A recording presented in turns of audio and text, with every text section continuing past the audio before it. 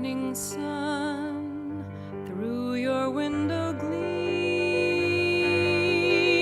pulling me back from bittersweet dreaming. So there's 4 brown pelicans, then some terns, least terns, and then there's a couple of laughing gulls. We were at Bald Point, counting shorebirds and talking writing with author Susan Cerulean. What I like to do is put people into the cycles of the day, starting like we did at sunrise, the cycles of the moon, the cycles of the year, and then how the animals respond to that. Birds are clearly in sync, and even if we don't know it, on some level we are too. And the more we can be, the happier and more, more human we'll be. So these oyster bars, these are really good places for seeing the willets that we looked at. Oyster catchers would be great if we spotted some. I don't yet.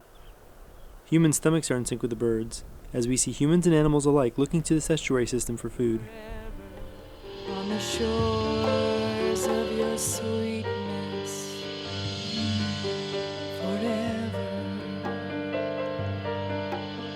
washed away,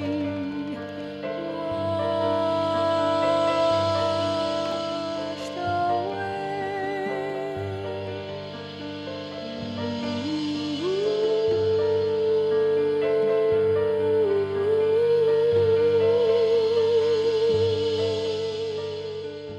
This is a kind of writing that I often do when I've got a new project.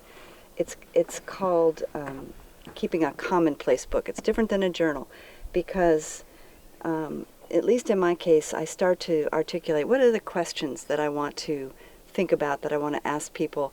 And I make lists, and I don't know, sometimes I take little sketches. I have bird lists. There's something that has to do with the way the tides are. Susan has a new book coming out. Yeah, this is a good one that you'll appreciate too as a parent. This is an excerpt from a chapter called We Are Not Separate. Caitlin had the look of a girl who spent a lot of hours alone with her outdoorsman dad. Any wind could tangle her hair. I love to be at the coast like everybody else does. I'm a writer, so I thought there's got to be an angle here that's kind of mine to do, to put together all my kinds of experience and what my husband and I like to do together. He's an oceanographer, and he works on sea level rise. So I started to interview him and realized that there's a way that a nature writer speaks that's different from a scientist. I thought, okay, there's the angle. The eagle that caught my eye, she also acknowledged with a swivel of her head, following its flight over to the island.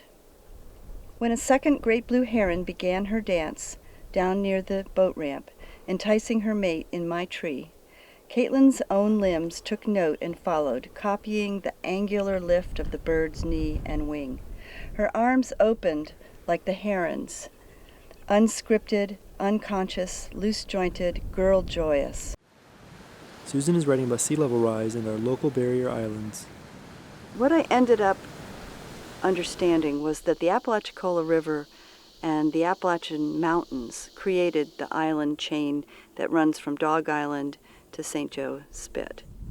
Thousands and thousands and thousands in years of quartz and feldspar being eroded off of those mountains, running down that river, and then accumulating in the Gulf of Mexico, and making that perfect little chain to create the perfect conditions for that rich nursery that we call Apalachicola Bay. In the 8 years since Susan started writing her book, the Apalachicola Bay estuary has been rocked by the effects of drought. Human nature has evolved right now so that we think about what our needs are right here. So in Atlanta, they want the water to irrigate. They want the water to water their lawns and build more subdivisions and stuff. In Georgia, as the river continues, they want to irrigate their fields, the cotton and whatever all else they're growing there. And then when it comes down to the bay, it's up to Riverkeeper and the oystermen to advocate for the correct salinity that will grow the oysters that the whole world loves to eat. So it's just a very complicated, and that is a sad situation. Sea level rise, Apalachicola Bay oyster woes, and the decline in shorebirds she has witnessed over decades of shorebird counts. Those things aren't at the forefront of the selections she reads for us. She was the closest thing to crossing over to being bird that I'd ever seen. She was the answer to this question: how did we stop seeing ourselves as deeply embedded participants in the cycles of the planet? Here was her answer: some of us still are. All of us can be. Where I put my attention is on the intimate beauty right in front of me. And so like that bufflehead duck we were looking at, or that flock of dunlins, or the two eagles, they're there now. So there's no point in me focusing on the likelihood of sea level rising, because I want people to know that we have this stuff, and if we all engage, we can probably keep it to a great extent. Follow Susan's blog at comingtopass.com. Her book, Coming to Pass, will be out in April. For WFSU TV, I'm Rob Diaz de Villegas.